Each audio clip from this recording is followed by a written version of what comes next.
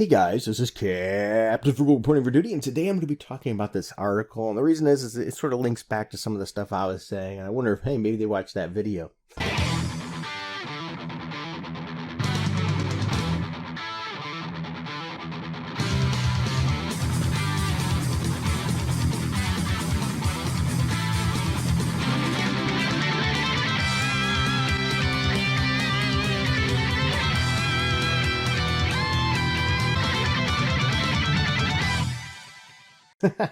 I did a video on Falcon and the Winter Soldier that I particularly mentioned something that's mentioned in here. I think I was like one of the first people that said it, if not the first, because I said it right after the show aired. And it says everything we know about Marvel's Secret Invasion. As we know, we've been told that there is going to be a Secret Invasion short series with Nick Fury. Anyway, it says the Marvel Cinematic Universe's next phase so far has been teed up through various Disney spin-offs. And that's true. We've seen it in Falcon and Winter Soldier, and I think that's definitely leading into it. WandaVision definitely led into it. And we're going to be seeing shows like Loki. Well, anyway, Samuel L. Jackson's longtime MCU fixture, Nick Fury, is a storyline ripped straight from the comics, but I don't think it's going to be like the comics. There's going to be a lot of differences in there, so I expect to see a lot of differences. Secret Invasion is just one of many of Phase 4's shows and movies Marvel has in the works, which is true, and it says here the Disney series are clearly meant to tide us over until the grand theatrical releases, which set up new superhero groups. And I don't necessarily agree with that. I think that's just them getting their TV market in there, tying everything together and getting everybody involved, right? You enjoy the movies, you'll watch TV shows. You enjoy the TV shows, you'll probably watch the movies. So anyway, that's for that. And it mentions releases such as The Eternals, Shang-Chi, which we're definitely going to be seeing, and Doctor Strange, and Thor.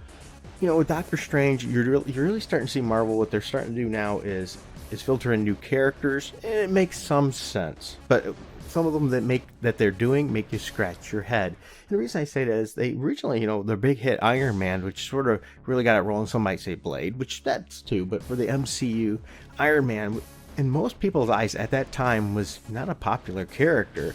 I mean, yeah, if you're like me, or a lot of Marvel readers or comic readers, you knew who Iron Man was. But if you weren't a comic book reader, your chances of really knowing much of Iron Man was probably slim to none. He was pretty much a C-list character, and I'm not saying that is a bad thing. I enjoyed Iron Man, but they brought those characters to the forefront. They built these characters up and gave them more recognition than ever before. So that makes sense, and that you'd want to bring in new characters. But the problem is Marvel's bringing in new characters that nobody cared about. People that read comic books loved Iron Man. A lot of them like Captain America and a lot of those Avenger characters and things. Now they're going to be bringing them in, like in Doctor Strange, you can probably be seeing American Chavez. Now, I'm not saying that it's a bad character, but overall hasn't been written very well and doesn't get a lot of, positive attention. We'll put it that way. It's not a great character. We're going to be seeing Miss Marvel, which also, once again, Marvel loves to brag about Miss Marvel, but Miss Marvel never really sold well. As much as they want to act like it did, they kept going, oh, another printing. You look, all the print runs were incredibly low, and the comic book really never did hit big numbers. Shh, the people down there in the comments, they'll be pissed all off now. But hey, facts are facts. Okay. So anyway, they're bringing in these characters, and I think that might be problematic there, because instead of spotlighting characters, maybe they're a little bit bigger, they might be pushing the franchise down. Now, I'm not saying it's, a bad idea necessarily bring in some of those characters, because, hey, if you want them to get recognition and build them up, absolutely, but they might be flooding it a little too hard for the next phase. But anyway, I digress there. So, it's setting all this up for the next bit of content, if you will. So, here's all the news about Marvel's Secret Invasion all in one place, it says. Well, let's talk about that. It says, based on Secret Invasion comic storyline from 2008, the Disney Plus show will explore a faction of Skrulls, shape-shifting aliens that have been infiltrating Earth for years. Yeah, and the comic books of Skrulls were pretty bad. And if you know, they sort of screwed with that in the Captain Marvel movie, made it a bit backwards. So this is going to be a faction, and that's what I say, because some people go, well, they can't do Secret Invasion now because the Skrulls aren't necessarily bad. I said, no. They don't all. You can't, it's just like saying all or none is usually wrong. The whole group isn't good, or the whole group isn't bad. So this is going to be a faction. I gathered that pretty quick. Now, it says the show could have a direct tie-in to Captain Marvel, which it probably should, which introduced a Skrull named Talos, which I'm guessing he will be in there. I think it'd be a mistake to not have him. Now, anyway, it says, and his family, who asked Captain Marvel, which revealed to be, once again, a rogue Kree alien, to help them find a new home after the Kree Skrull War. I can't speak all of a sudden. In the 2019 film, they get Skrulls some sympathy. Now, once again, that's another movie that Marvel wanted to brag about, but there's still lots of contradiction in there, and a lot of people after thinking about it, so the movie wasn't that great. And I fall in the same category. I thought it was it was not nearly a great movie. It was just So anyway, the new series will have to explain how the aliens returned to Earth and managed to gain such a foothold in their society. And I'm sure they probably will give some of that information. Skrulls also appeared in the final moments of WandaVision, where Monica Rambeau speaks with a Skrull who calls her to space. The connection makes sense since Monica's mother is Captain Marvel / Carol Danvers' friend, Maria Rambeau. Absolutely. So we're going to see that. It's nice to see Monica Rambeau in there. I do like that. I like that character. She was Captain Marvel in the comics for quite a long time. This is once again why I wasn't a big fan of shifting Carol to Captain Marvel. Now, granted, it makes sense logically in a way because she was a legacy character from the original Captain Marvel. But she became what was called Miss Marvel, and she did really good. And now the Captain Marvel version of her reflects nothing of the Miss Marvel version of how she acted and behaved and everything else. And I lost a lot of what they could have really done with the character. But that's my hot take on that. Feel free to have yours. So anyway, and then this is a big thing that I mentioned at the end of Falcon and the Winter Soldier. And this is I got a little bit of backlash. People were like, well, you can't because Skrulls are good. But no, pay attention here. There's also been some speculation, through purely speculation on my part, that Sharon Carter's about face in the Falcon and Winter Soldier could be because she's not Sharon Carter at all, but rather a Skrull imposter. If you haven't noticed, they made her the power broker, which made no sense. You might say that she was that mad and that angry that she got left behind or whatever with the Marvel situation with Captain America, but I just don't see it. She had feelings for Captain America, and granted, he did leave for Peggy, so I could see that being a problem there. But it just really doesn't fit the Sharon Carter character, and Sharon Carter's been a staple in the Captain America comic books for many years.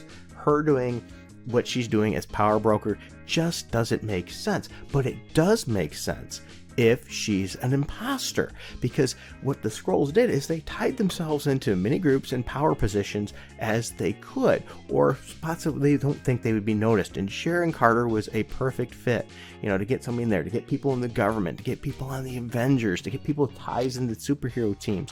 This was a good move, and I think that would be wonderful to see that actually be a Skrull, because otherwise it doesn't really do the Sharon Carter character any justice.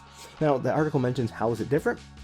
In the original 2008 comic arc, Skrulls are shape-shifting aliens who have over time replaced various Marvel superheroes as imposters. To defeat a Skrull invasion of Earth, Marvel heroes, including those from Avengers, the X-Men, the Fantastic Four, must band together to stop the aliens. In the process of the invasion, the Skrulls destroy valuable shield bases and other buildings.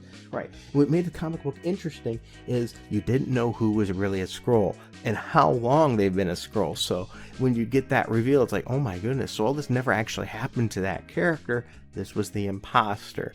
It gave a lot of leeway to course correct storylines and characters as well.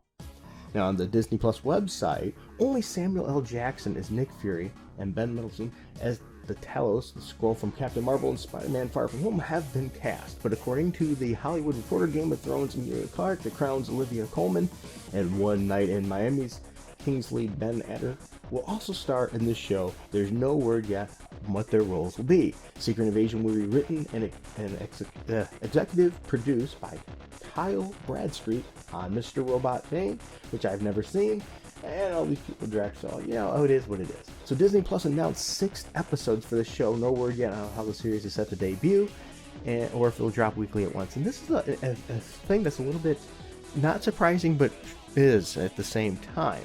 Disney's been doing these short story arcs, but Secret Invasion is one that I could see easily going beyond 6 if they wanted. 6 seems a little fast to really build what they could do, because they could make it, like Nick Fury's found out one, and then they're going through the process, and then slowly as the series goes, once in a while get a nice spin. Oh my goodness, this person was a Skrull misleading Nick Fury all along, or wherever it may be. With 6 episodes, you really don't have a lot of time to do that. This is going to be, I think, a little bit of a wasted opportunity. I think I could see this going 12 if they didn't overpad it and they added mystery as well as some action in it.